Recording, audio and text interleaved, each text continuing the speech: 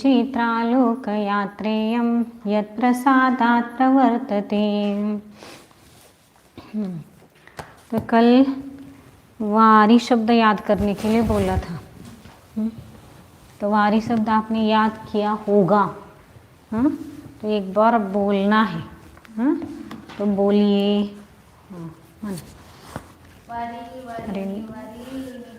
वारी वारिनी वारिनी प्रथमा नी बढ़ाना है वहाँ पर। वारिनी वारिनी प्रथमा हाँ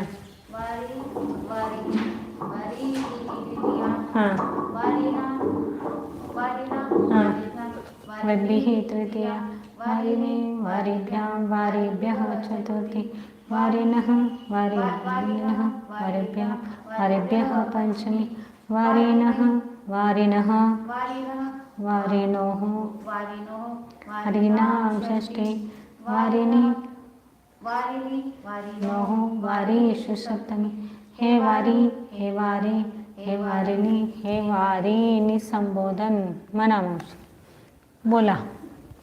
देख के बोलिए ना, देख के।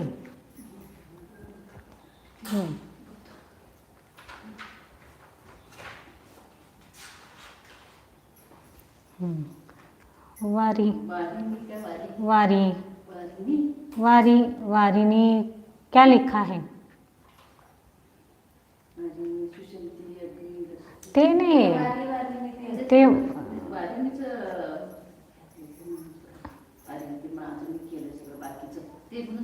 हाँ वारी म्हणायचं, वारी बोलना है। वारिनी वारिनी प्रथमा वारिनी प्रथमा वारे कहाँ का है? कल लिखा नहीं बोर्ड पर का जो लिखा था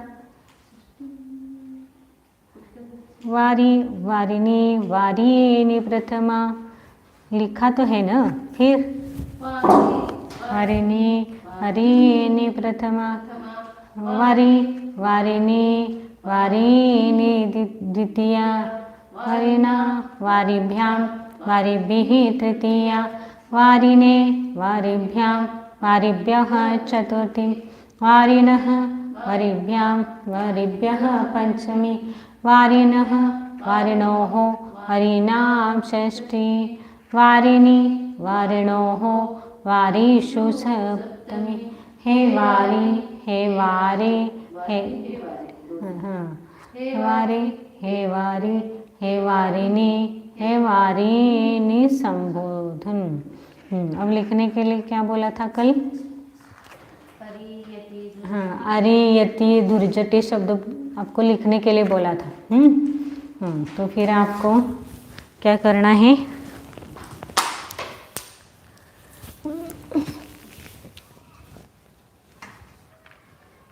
कौन सा शब्द पहले? अरि शब्द बोला था ना। हाँ तो क्या है वहां पर? अरि इकारांत पुल्लिंग शब्द है, उसको चलाना है पूरा। हाँ तो क्या होगा? अरि ही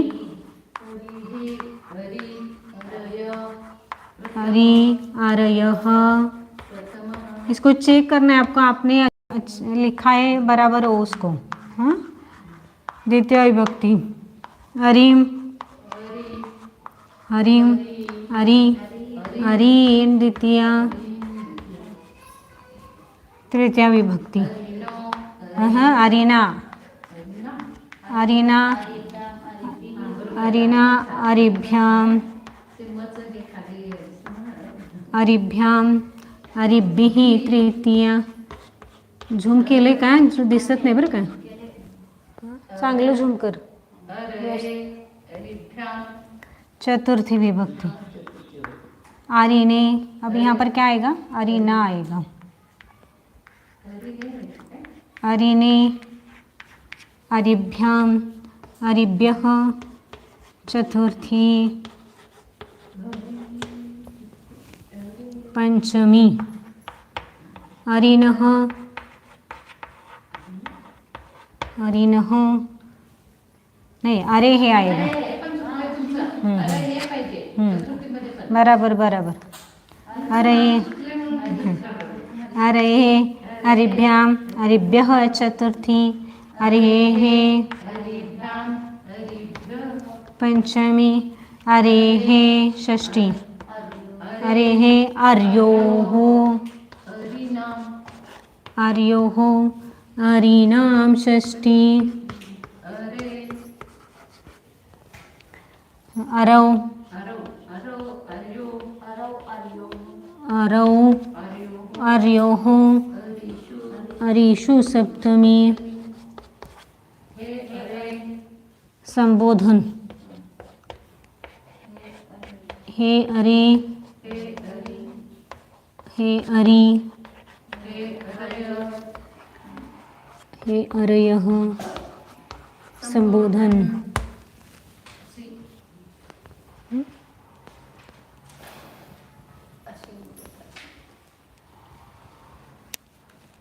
झूम करून खाली मोठं करून आणि थोडंसं दाखवते दिसू दे की वरती घेऊन खाली घ्यायचं मग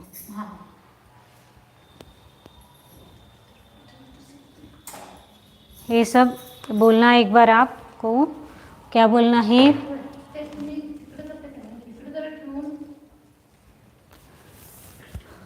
हाँ क्या है अरिहि अरि अरयः प्रथमा अरिम अरि अरीन् द्वितीया अरीणा अरिभ्याम् अरिभिः तृतीया अरये अरिभ्यः चतुर्थी अरेः अरिभ्याम् अरिभ्यः पंचमी अरेः आर्योः अरीणां षष्ठी अरौ आर्योः अरीषु सप्तमी हे अरे हे अरी हे आरयः संबोधन। दूसरा शब्द कौन सा बोला था चलाने के लिए यति। तो आपको आपने अच्छा जहाँ पर आपकी गलती है वहाँ पर सुधार लेना और जहाँ पर नहीं है तो फिर आपका ये ऐसा लिखा है तो आपका सही है। अब दूसरा शब्द है यति दिया था ना यति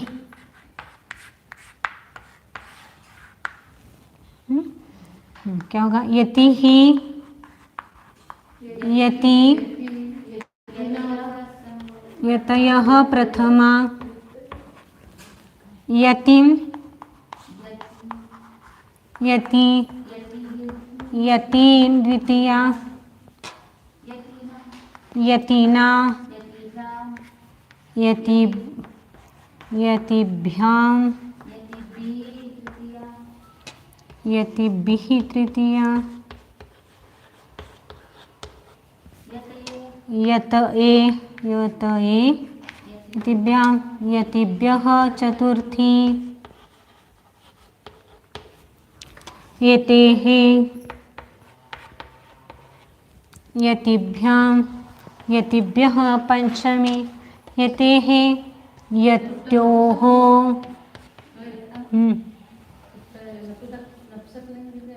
यति पुल्लिंग है यतीनां षष्ठी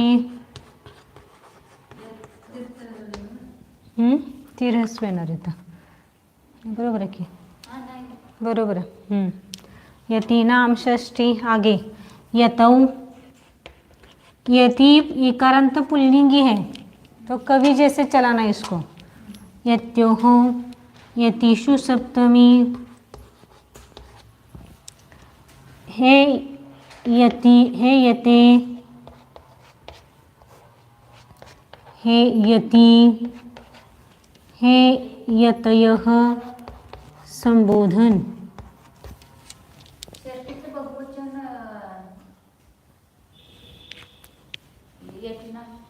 काय झालं यतीनाम षष्ठी रस्व है वहाँ पर क्या लिखा है दीर्घ हो गए का यतीनाम षष्ठी नहीं है दीर्घ से नर की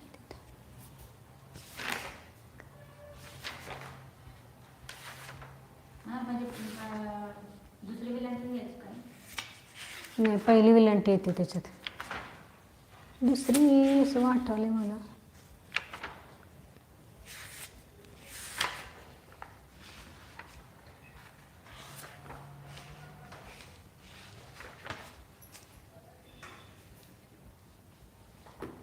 दीर्घच करेक्ट, बरोबर है। यति नाम क्या हो गया? यति ही, यति, यतयः प्रथमा, यतिम, यति, यति द्वितीया, यतिना, यतिभ्याम, यतिभिः तृतीया, यतये, यतिभ्याम, यतिभ्यः चतुर्थ, यतेः, यतिभ्याम, यतिभ्यः पंचमी, यतेः, यत्योः, यतीनां षष्ठी, यतौ, यत्योः, यतिषु सप्तमी, हे यते, हे यति, हे यतयः संबोधन। जैसे अभी आपको इसके पहले कौन सा चला था? अभी अरि ना, अरि जैसे दुर्जटी चलाना है। आपने चलाया होगा, तो इसलिए अब हम आगे बढ़ते हैं। और कौन सा शब्द चलाने के लिए बोला था? हाँ, सुरभि शब्द। तो सुरभि शब्द आप वारी जैसे चलाना है। धुर्जटी भी लिखना पड़ेगा यहाँ पर। धुर्जटी पहले लिखती हूँ फटाफट, उसके बाद कुछ गलती हुई होगी आपकी चलाते समय तो उसको आप अच्छी तरह से लिख लेना।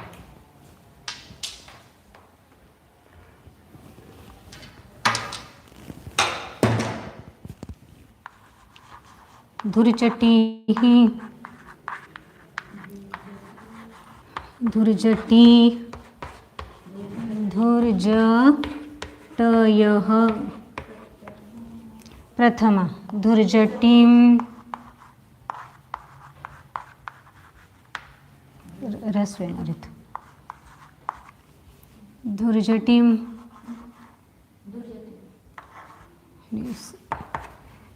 तेवढं सोपं काम होतं माझं। धुर्जटिम, धुर्जटी, धुर्जटीन द्वितीया, धुर्जटिना, धुर्जटीना। अब यहाँ पर क्या आपको एक रू रस्य का नियम बताया था, तो यहाँ पर र है धुर्जटी में, फिर ज है, हाँ, फिर ट है, यहाँ पर ई है और आगे ना आएगा। धुर्जटीना लिखना है ना अपने को। अब यहाँ पर र और यहाँ पर न है, हाँ, तो बीच में क्या है? ज ट है, हाँ, स्वर है। तो यहाँ पर ज ट होने से इस न का, ये हाँ, इस न का न नहीं बनेगा, न का न, क्योंकि यहाँ पर क वर्ग चाहिए, प वर्ग चाहिए, य को छोड़कर अंतस्थ व्यंजन चाहिए, स्वर चाहिए। स्वर है लेकिन बीच में क्या है? ज है, तालव्य है और मूर्धन्य है, इसलिए न का न नहीं करना है। धुर्जटीना, समझ में आया? इसलिए इसको आपको लिखने के लिए बोला था मैंने। धुर्जटीना, धुर्जटीभ्याम, धुर्जटीभिः,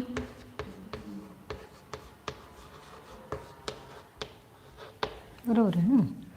धुर्ज क्या होगा यहाँ पर? धुर्जटये, धुर्जटीभ्याम, धुर्जटीभ्यः चतुर्थी, धुर्जटेः, धुर्जटेः, धुर्जटेभ्यां, धुर्जटेभ्यः पंचमी, धुर्जटेः, धुर्जट्योः, धुर्जटीनां, धुर्जटीनां षष्ठी, धुर्जटौ, धुर्जट्योः, धुर्जटिषु,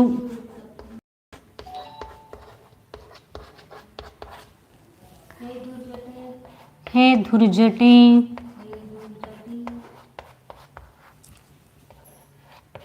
हे धुर्जटी, हे धुर्जटयः।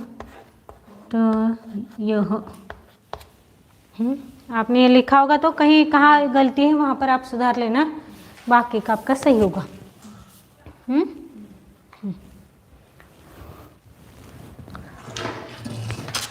तो क्या होगा? धुर्जटी शब्द है, धुर्जटी ही, धुर्जटी, धुर्जटयः प्रथमा, धुर्जटीम, धुर्जटी, धुर्जटीन द्वितीया, टिना दुर्जटिभ्यां दुर्जटिभिः तृतीया, दुर्जटये दुर्जटिभ्यां दुर्जटिभ्यः चतुर्थी, दुर्जटेः दुर्जटिभ्यां दुर्जटिभ्यः पंचमी, दुर्जटेः दुर्जट्योः दुर्जटीनां षष्ठी, दुर्जटौ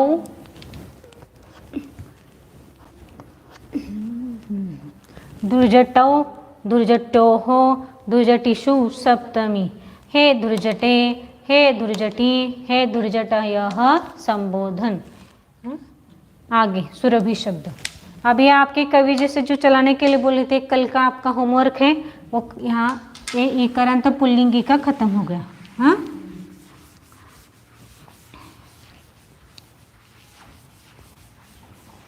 आगे सुरभि।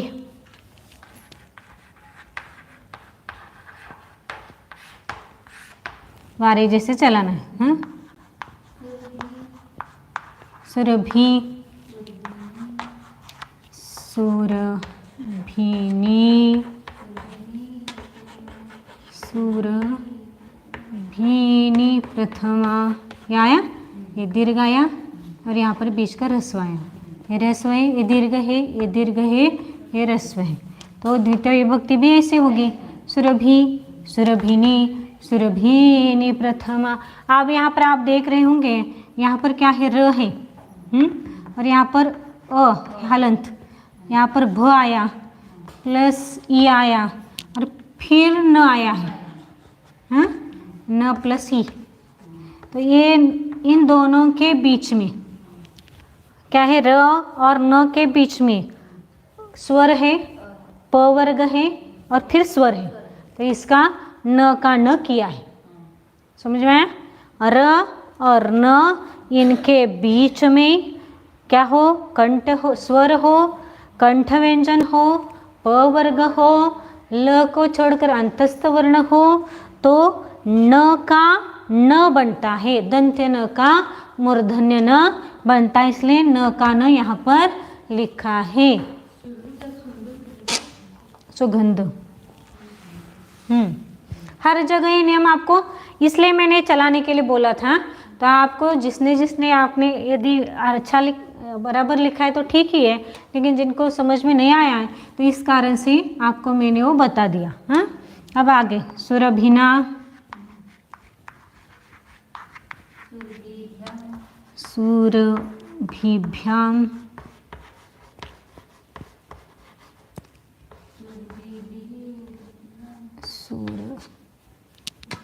सुरभिभिः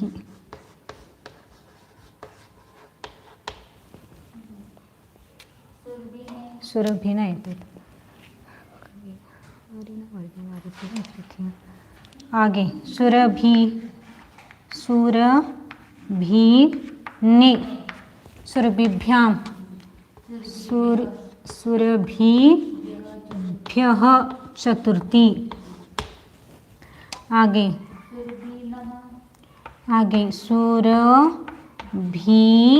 सुरभिनः सुरभिभ्याम सुरभिभ्यः पंचमी, सुरभिनः सुरभिनोः सुरभिनोः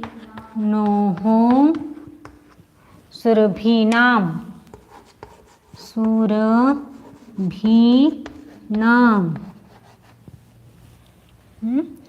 आगे सुरभिनी सुरभिनी सुरभिनोः सुरभिषु।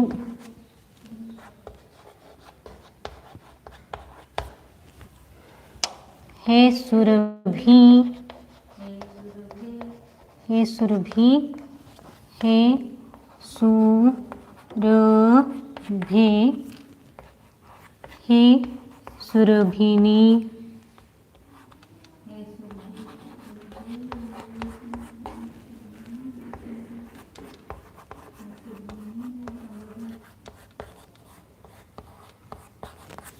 जूम करून दाखवू सगळं तिथं क्या क्या लिखा एक बार देखिए। सुरभि सुरभिनी सुरभिनी प्रथमा, सुरभि सुरभिनी सुरभिनी द्वितीया, सुरभिना सुरभिभ्यां सुरभिभिः तृतीया, सुरभिने सुरभिभ्यां सुरभिभ्यः चतुर्थी, सुरभिनः सुरभिभ्यां सुरभिभ्यः पंचमी, सुरभिनः सुरभिनोः सुरभीनां षष्ठी, सुरभिनी सुरभिनोः सुरभिषु सप्तमी। हे सुरभि हे सुरभे हे सुरभिनी हे सुरभीनी संबोधन। ये आपका 4 लिखने के लिए बोला था, वो पूरे हो गए।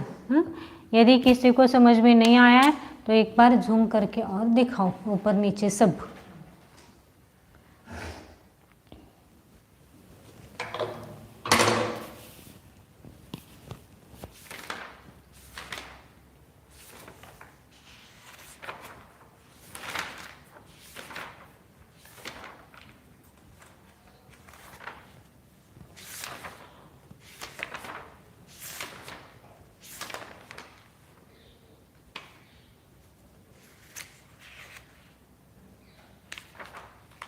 हो गया सभी का?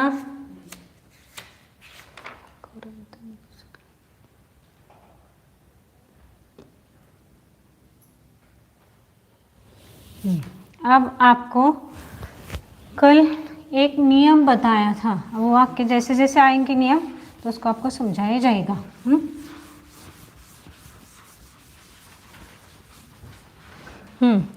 कल पहला वाक्य बोला था वारिणी, बाकी के तो 4-5 जो वाक्य उनको बनाए थे आपने। अब यहाँ पर वारिणी शुष्यंती, वारिणी शुष्यंती।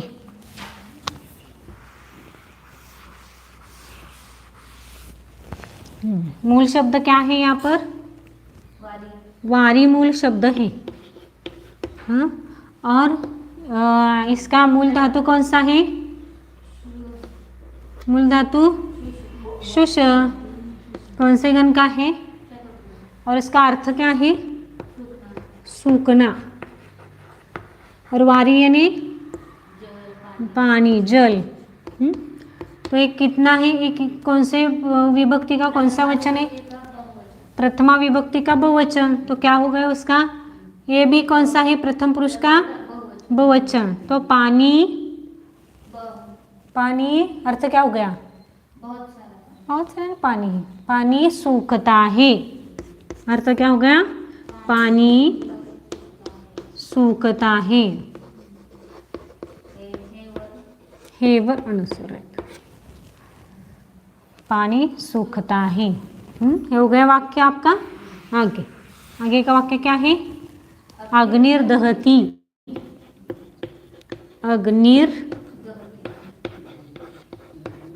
अग्निर्दहति। अब यहाँ पर क्या है? दहती है। कौन से पुरुष का कौन सा वचन है?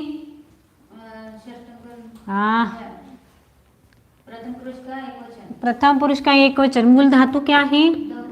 दह यानी जलना या जलाना, दोनों वहां पर होते हैं। कौन से गण का है? प्रथम गण का है, जलना या जलाना। और यहाँ पर ये शब्द क्या है? यहाँ पर अग्नि ही है। हाँ, तो ये प्रथम पुरुष का एक वचन है दहती, तो ये भी कौन सा होना चाहिए? प्रथमा विभक्ति का एक वचन, इसलिए क्या बना? अग्नि ही दहती। लेकिन अब अपने को क्या दिख रहा है? यहाँ पर एक रफार दिख रहा है। ये रफार कहाँ से आया? तो कल नियम आपको एक नियम लिखवा गया था, तो इस नियम को आप एक बार में यही लिखा हुआ है, एक बार पढ़ के सुनाती हूँ फिर समझाएंगे। तो स अथवा विसर्ग के पूर्व में अ आ के बिना कोई भी स्वर हो और पश्चात स्वर या मृदु व्यंजन हो तो विसर्ग का र होता है। विसर्ग क्या क्या होता है? र होता है। तो र किसका हुआ? विसर्ग का। तो पहले क्या नियम बताया उन्होंने कि अग्नि में अंत्य कौन सा क्या है? कौन सा स्वर है? ई स्वर है। इसको आप समझ लेना। आप सभी लोगों को पता नहीं कि किनको क्या समझ में आ रहा है। यहाँ पर ग्न शब्द है, हाँ, और इसको अ जोड़ो तो एक ग्न पूरा हो जाएगा। हाँ, यदि ग्न को आ जोड़ा तो आ हो गया, ये आ, ग्न प्लस ई है तो ग्नी बना। नाही, ग्न ग्न होणार, ग्न, ये ग्न ग्ना, तो क्या हो गया यहाँ पर, ये अंत स्वर जब कहते हैं तो यहाँ पर ये अंत में जो है उसको लेना है। तो यहाँ पर अंत कौन सा स्वर है, ग्नी आया ना, तो अंत स्वर कौन सा है, ई है। हाँ, और आगे क्या है, विसर्ग, ये विसर्ग, पीछे अग्नि में ई स्वर है, और आगे दहती यानी कौन सा व्यंजन है, द मृदु या कठोर है, मृदु व्यंजन है। मृदु व्यंजन किसको कहते हैं, अंतस्थ हर वर्ग के अंतिम 3 वर्ण और अंतस्थ वर्ण महाप्राणोच्चार ह, इनको मृदु व्यंजन कहते हैं। तो यहाँ पर क्या है, द है, मृदु है, यानी त थ द तीसरा आया ना, तो अंतिम 3 व्यंजन यानी पहले 2 छोड़कर बाकी के 3 व्यंजन, जैसे यहाँ पर आपको समझाए सब बातें पहले, लेकिन जिनको ध्यान में नहीं आ रहा है उनके लिए। ये त वर्ग है, त वर्ग के अंतिम 3 यानी अंतिम 3 आएंगे, हर वर्ग का आएगा। अब यहाँ पर अंतिम 3 में कौन सा है, द है, तो ये द मृदु व्यंजन होता है। हाँ, ऐसे क वर्ग, च वर्ग, हर इसका आएगा, तो ये मृदु व्यंजन आया। तो क्या होता है, पीछे अ आ को छोड़कर कोई भी स्वर हाँ हो, यानी अस्वर है क्या यहाँ पर, नहीं है, आ है क्या, नहीं है, ई है ना, तो अ आ को छोड़कर ई आया, आगे मृदु व्यंजन आया, इस तो फिर इस विसर्ग का र होता है।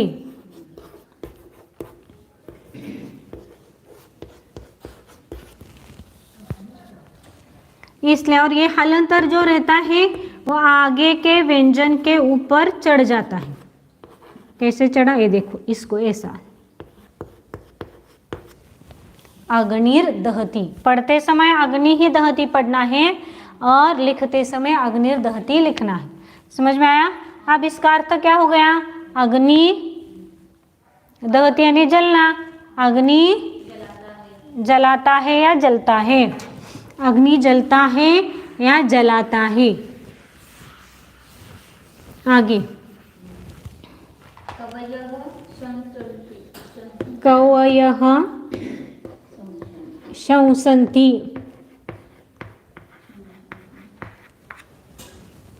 कवयः शंसन्ति।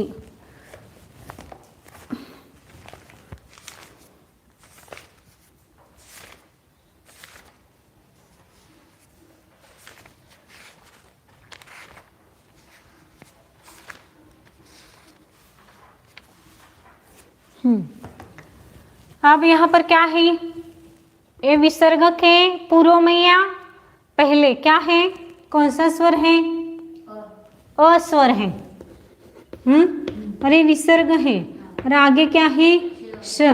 श कठोर या मृदु है, कठोर है।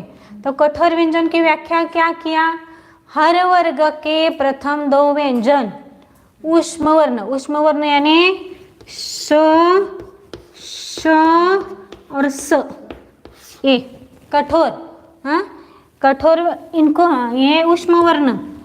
हाँ, तो विसर्ग के आगे यदि ये व्यंजन आते हैं तो विसर्ग का लोप नहीं होता है, वैसा का वैसा रहता है।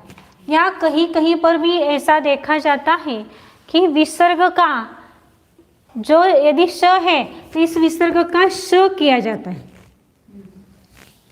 आपको लिखना पड़ेगा नियम, आप लिखिए।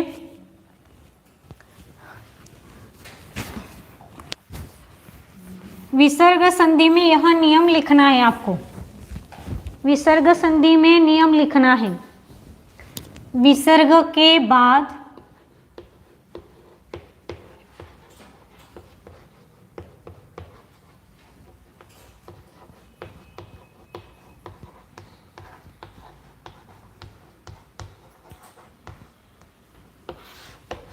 विसर्ग के बाद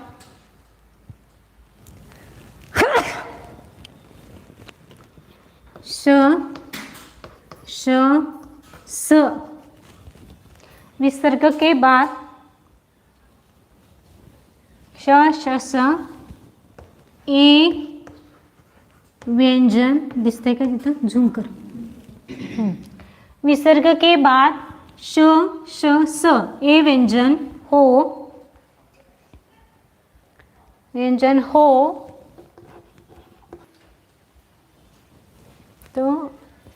तो विसर्ग वैसा ही रहता है. विसर्ग का नहीं, विसर्ग वैसा ही रहता है. या अथवा या उसका, उस विसर्ग का, उस विसर्ग का, विसर्ग का श श स, ए वर्ण क्रम से होते हैं.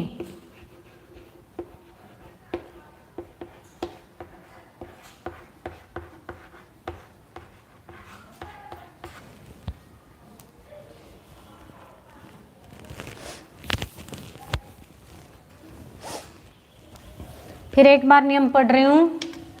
विसर्ग संधि का नियम है, जहाँ पर विसर्ग संधि आपने लिखी है वही लिखना है.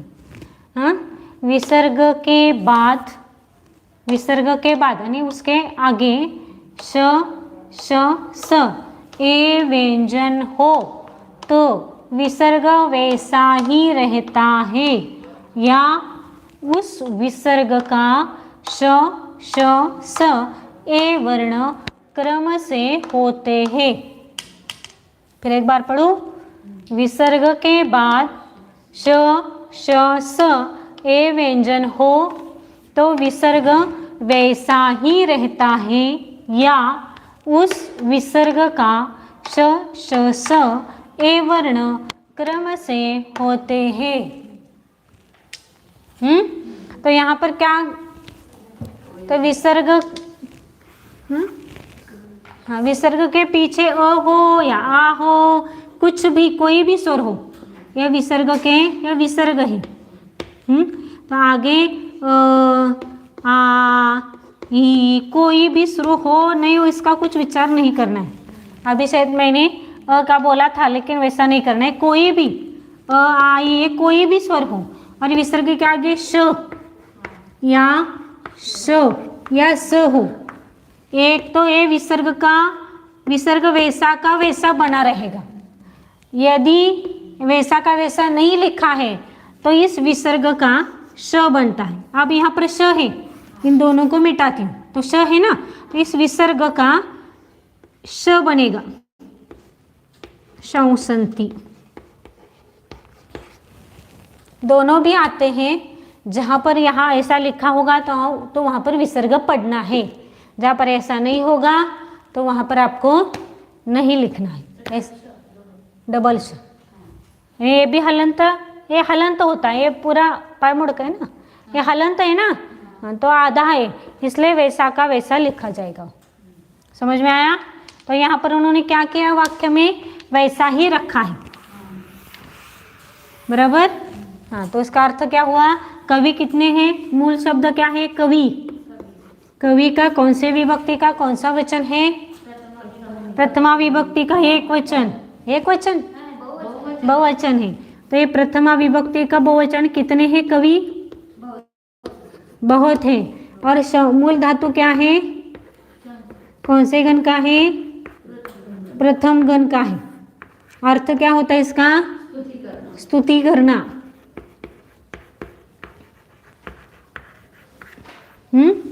तो वह आप कवि क्या होगा, कवि अर्थ कवि स्तुति करते हैं, या कवि का अर्थ ग्रंथकार लिखा है. कवि स्तुति करते हैं या ग्रंथकार स्तुति करते हैं, ऐसा भी चलता है। समझ में आया? आगे का वाक्य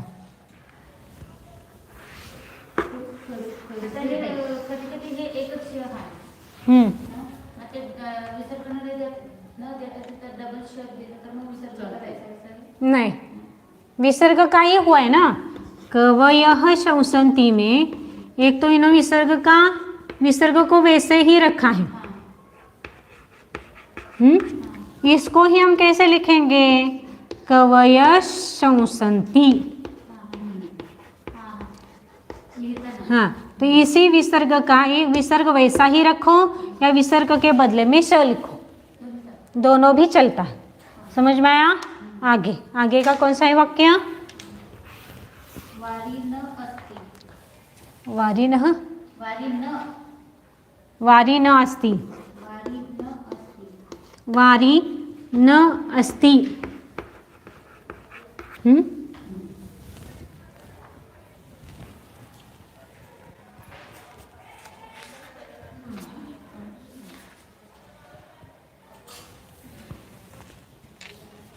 अब आप इसको क्या है?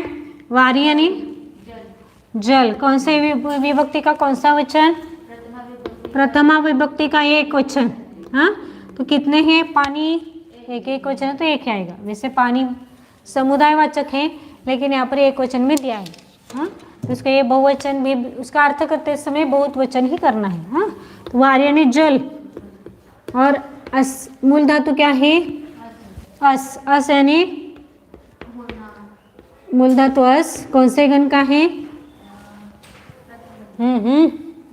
द्वितीय गण का है। तो अस यानी होना। तो न यानी न अव्यय आया था ना, तो आपको न यानी अव्यय वैसा का वैसा लिखा है इसको। हाँ, तो इसका अर्थ क्या हो गया? जल नहीं है। न यानी नहीं, जल नहीं है। होना है। अस म्हणजे असणं, द्वितीय गण का है अस धातु। जल नहीं है। अब यहाँ पर आपको समझने के लिए मैंने इसे अलग अलग लिखा है, नहीं तो उसको कैसे लिखते हैं? यहाँ पर न में कौन सा स्वर है? अ है। और आगे कौन सा है? तो इसको क्या होता है? इनकी संधि होती है, नास्ति बनता है।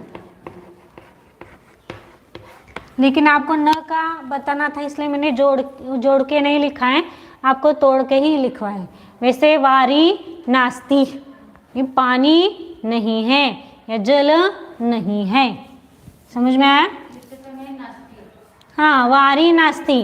और पढ़ते समय वारी न अस्ति। कभी कभी नास्ति पढ़ा तो भी चलता है, लेकिन अभी शुरुआत में आपको उसका संदेह विग्रह करके ही पढ़ना है। आगे का वाक्य। हाँ, गिरिर्वहति। मूल शब्द क्या है?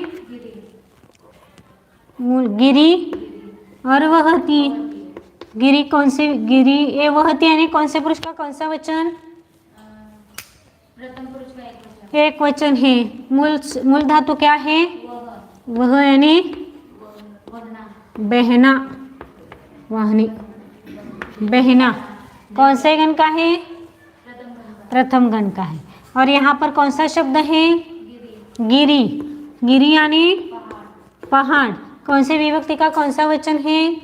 अब ये प्रथमा विभक्ति का एक वचन है, तो ये भी कौन सा चाहिए? ये प्रथम पुरुष का एक वचन, तो ये प्रथमा विभक्ति का एक वचन, इसलिए कौन सा क्या बना? गिरी ही वहति। अब अभी आपको नियम एक बताया था, तो विसर्ग के पीछे कौन सा स्वर है? ई है। आगे वो यानी कौन सा व्यंजन है?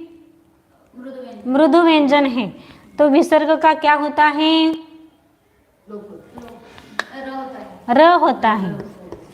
विसर्ग का र होता है।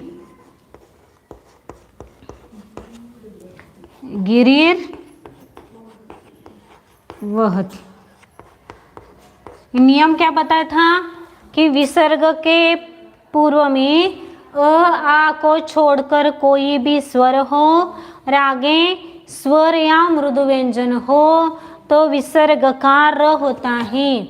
मृदु व्यंजन हर वर्ग के 3 व्यंजन, अंतिम 3 व्यंजन अंतस्थ वर्ण यानी य व र ल और ह, इनको मृदु व्यंजन कहते हैं। तो ये र की संधि हो गई। अब यहाँ पर उसका अर्थ क्या हो गया? गिरी यानी अर्थ पहाड़ बहता है। अटपटा लगता है लेकिन बहता है। पहाड़ बहता है, वो बहुत बड़ा, यदि क्या बोलते हैं इसको, तूफान यदि आ जाए तो ऐसे नहीं, पहाड़ हिल रहे हैं तो पहाड़ थोड़े हिलते हैं, लेकिन वो कहने की पद्धति है। तो ऐसा पहाड़, मैंने गलत लिखा, पहाड़ पहाड़ बहता है, पहाड़ बहता है। आगे का वाक्य बहना वाहन, हाँ हिंदी में अजून व्याधयो व्याधयो नश्यन्ति।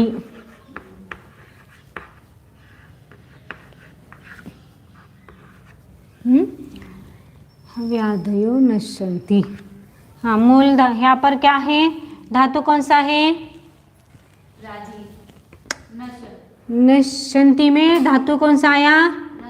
नश। कौन से गण का है? चतुर्थ गण का है। हाँ, नश यानी नष्ट होना। अब यहाँ पर व्याधयो है, तो ये कौन से पुरुष का कौन सा वचन है? तो यहाँ पर मूल शब्द कौन सा है? व्याधि शब्द है। तो व्याधि शब्द कौन से? व्याधि का बहुवचन क्या होता है?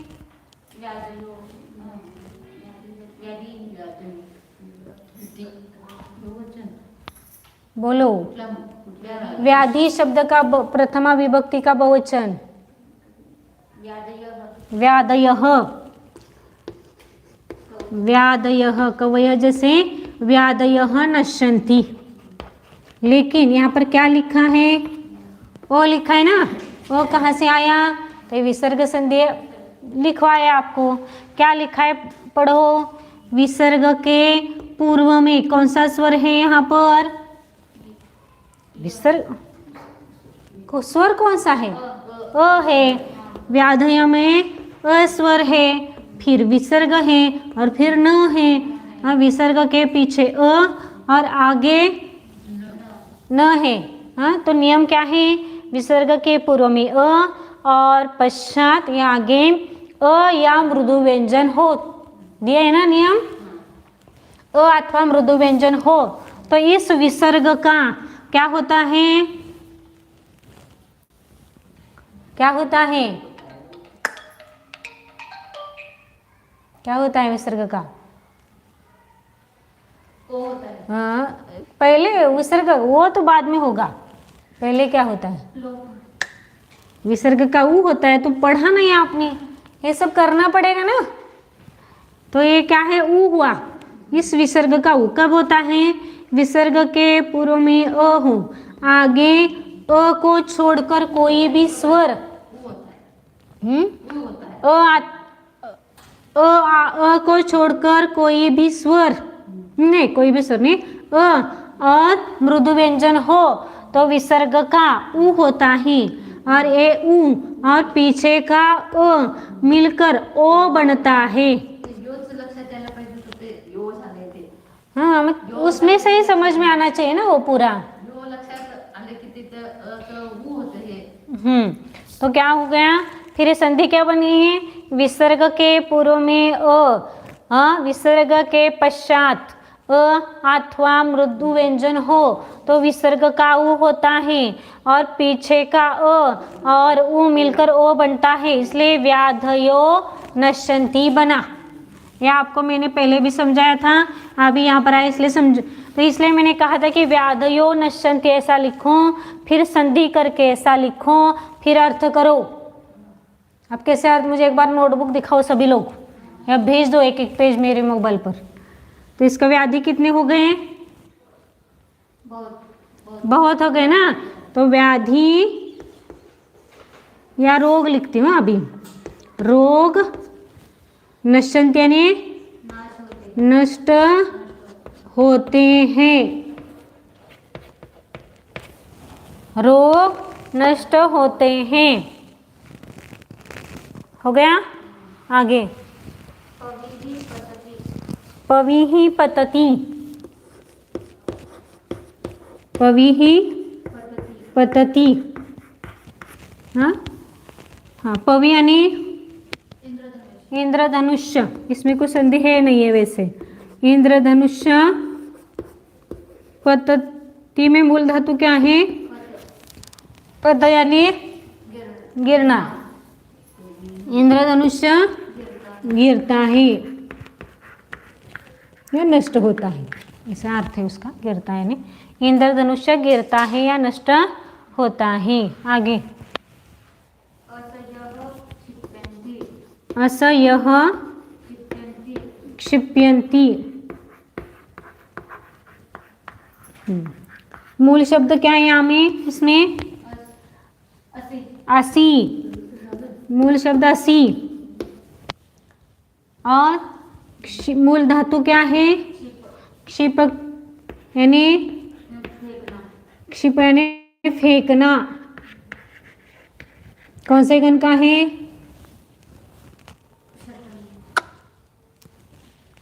ये लग रहा है, ये लगा तो कौन सा गण आएगा? अरे देवा, ऐसे यानी तलवार। हाँ, तलवार कितने हैं? बहुत सारे। तलवार फेंकते हैं, फेंकते हैं। तलवार फेंकते हैं। हो गया, आगे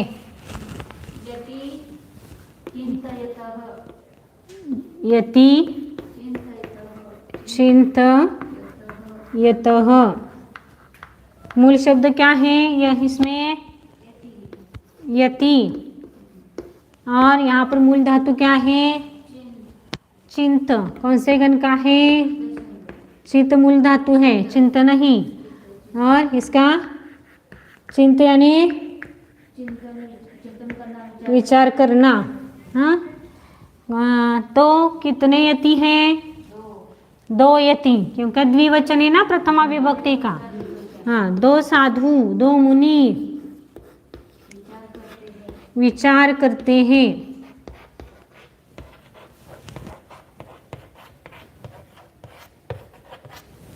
दो मुनि, दो साधु विचार करते हैं। आगे चिंतन करते ही तो भी चलता है। आगे हो गया। अभी इस प्रकार आपका ये कर्ता प्रथम विभक्ति आपको सब उदाहरण सहित सब आपको दिया है। अब इसके आगे आपको याद करने के लिए कुछ नए शब्द दे रहे हैं अभी। हाँ, तो उसको लिखना है फटाफट।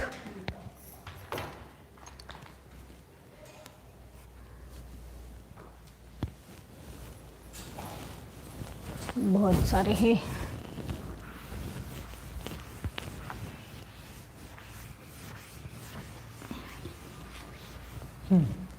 लिखे अगदह,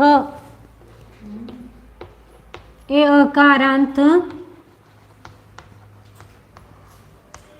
पुल्लिंगी शब्द।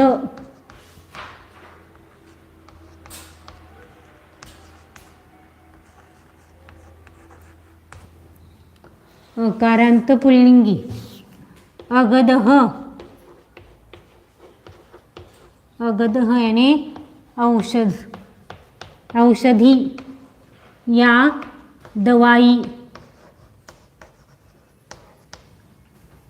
आगे अगदह यानी औषध यानी दवाई। ओदन, ओदन झूम कर। ओदन यानी चावल।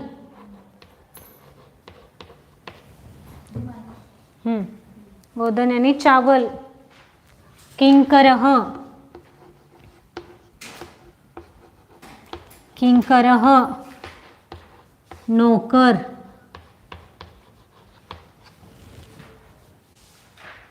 नौकर या सेवक। आगे कोशः, हिंदी में वैसे लिखते हैं, कोशः भंडार, खजीना।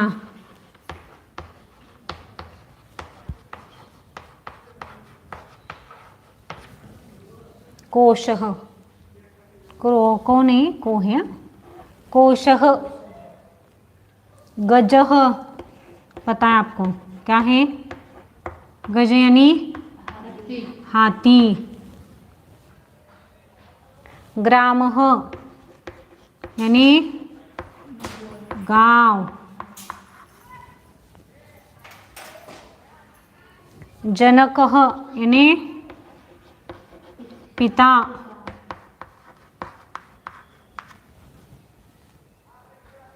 देहः यानी पता है सभी को, शरीर। पादः, पादः यानी पाँव। पाँव या पैर, पैर। पाद हो गया। पुरुषः, पुरुष नहीं, पुरुष, इसका अर्थ नर दिया है नर। प्रज्ञः, सुज्ञ मनुष्य।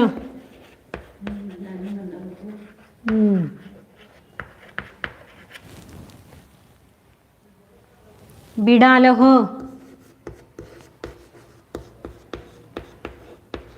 बिल्ली।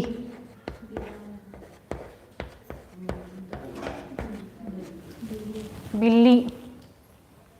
स्वर्गः देवलोक।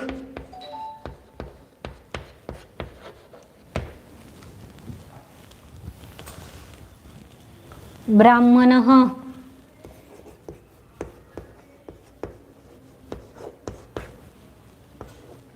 ब्राह्मणः,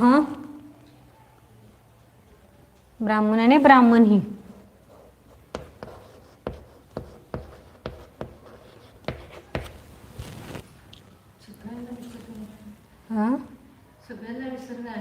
हाँ, तो ये अकरंत पुल्लिंग है ना, इसलिए वो देवः जैसे पूरा लिखा है आपको समझ में आने के लिए। भारः बोझा। क्या एक बार फिर से पढ़ के सुनाती हूँ, और है, लिखना है आपको। पहले तो अगदः औषधि यानी दवाई। ओदनः यानी चावल। किंकरः नौकर या सेवक। कोशः भंडार या खजीना। गजः यानी हाथी। ग्रामः गांव।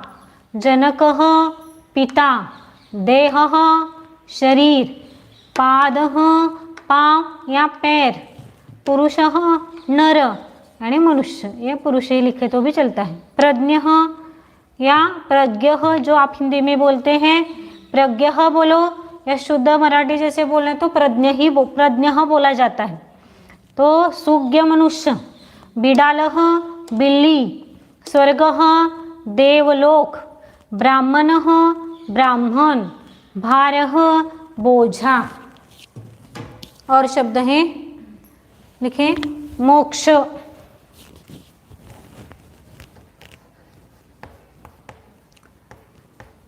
मोक्षः मुक्त या छूटना। क्या लिखा है? मुक्ति, मुक्ति या छूटना, मोक्षः। आगे योद्ध, लड़ने वाला शूर। लड़ने वाला शूर पुरुष।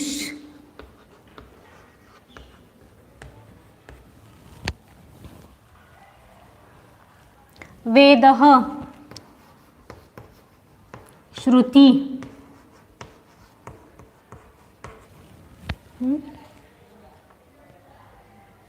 व्याघ्रः व्याघ्रः बाघ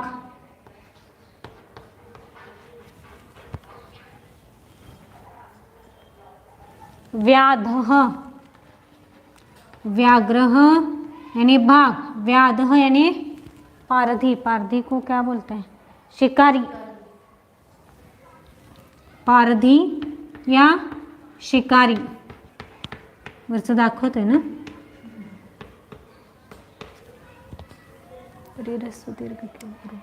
षटः ठग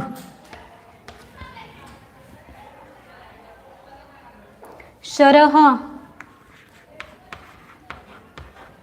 बाण या तीर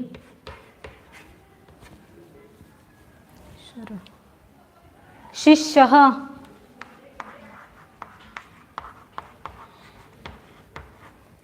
विद्यार्थी या चेला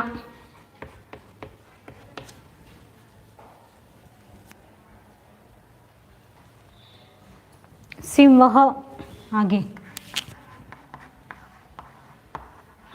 सिंह यानी सिंह ही सिंह सूर्य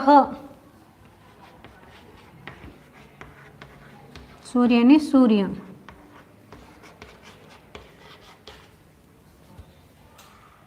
स्तेनः चोर चोर। इन शब्दों के अर्थ याद करने पूरे कल। क्या क्या लिखा? मोक्षः मुक्ति या छूटना, योधः लड़ने वाला शूर पुरुष, वेदः श्रुति, व्याघ्रः बाघ, व्याधः पारधी या शिकारी, षटः ठग फंसाने वाला, शिष्यः विद्यार्थी चेला, शरः बाण या तीर, शिष्यः विद्यार्थी या चेला, सिंह सिंह, सूर्यः सूर्य, स्तेनः यानी चोर। फिर एक बार मैं पढ़ रही हूँ। अगध यानी औषधि, ओदन यानी चावल, किंकर यानी नौकर या सेवक, कोशः यानी भंडार या खजीना, गजः यानी हाथी, ग्रामः यानी गांव, जनकः यानी पिता, देह यानी शरीर, पादः यानी पाव या पैर, पुरुष यानी नर, प्रज्ञः यानी सुज्ञ मनुष्य, सुज्ञ मनुष्य, बिडालः यानी बिल्ली, स्वर्ग यानी देवलोक, ब्राह्मण यानी ब्राह्मण, भार यानी बोझा, मोक्ष यानी मुक्ति या छूटना, योधः लड़ने वाला शूर पुरुष, वेदः यानी श्रुति, व्याघ्रः बाघ, व्याधः पारधी या शिकारी, षटः ठग, शरः बाण या तीर, शिष्यः विद्यार्थी या चेला, सिंह या सिंह, सूर्य यानी सूर्य, स्तेन या उसका अर्थ है चोर। इनको ये अकारांत पुल्लिंगी नाम किसके जैसे चलाना है? किसके जैसा अकारांत पुल्लिंगी नाम? कवि ही है। अकारांत बोल रही है, अकारांत क्यों बोल रहा? अकारांत पुल्लिंगी देव, अकारांत पुल्लिंगी देव के जैसे या राम के जैसे चलाना है। ये पूरे आपको बोलने हैं उस जैसे। समझ में आया? एक तो शब्दों के अर्थ याद करो और इनको पूरे बोलना ही है। कल यहाँ पर आपको बुलवाया नहीं जाएगा, तो आपको पूरा एक घर के लिए अभी होमवर्क है, तो इतना याद करो, उसको पढ़ो। याद करने यानी जो देव जैसे चलाया है या राम जैसे चलाया है, जहाँ पर र दिख रहा है वहाँ राम जैसे चलाओ, और जहाँ पर र नहीं है तो उसको देव जैसे चलाना है। समझ में आया? अभी और है, उसको आप कल देंगे, नहीं तो लिखना है तो आप एक बार लिख। हाँ, कहाँ र? पहिला कहाँ पर अक्षर र पाहिजे? येणार की?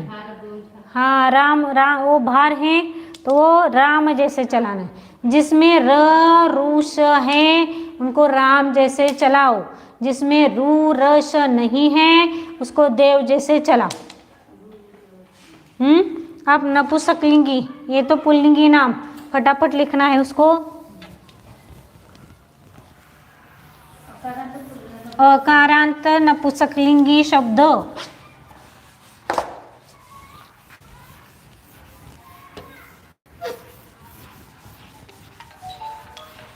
कौन है?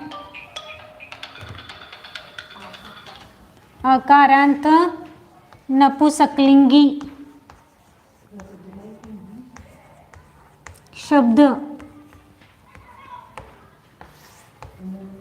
हाँ उसको छोड़कर और आएंगे, जहां लिखा है वहीं लिखना है इसको। कौन से आएगा? अरण्यम, अरण्यम यानी वन। तत्वम आणि सच्चा, सच्चेपणा क्या लिखा है? सच्चाई।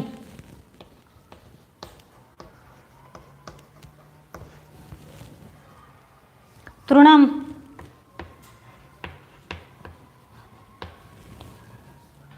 घास। धान्यम धान्य या धान, क्या बोलते हैं आप हिंदी में? धान्य। नगरम शहर, शहर या पुर।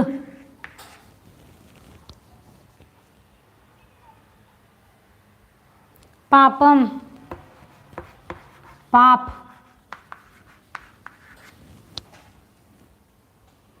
पुस्तकम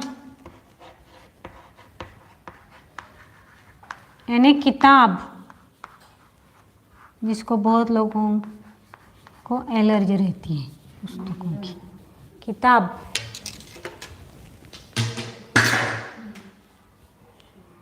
मौसम यानी मास।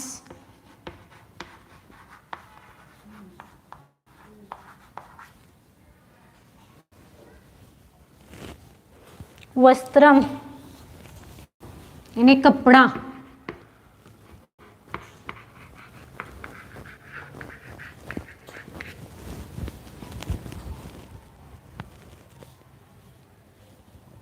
विषम, विषम यानी विष। सुवर्णम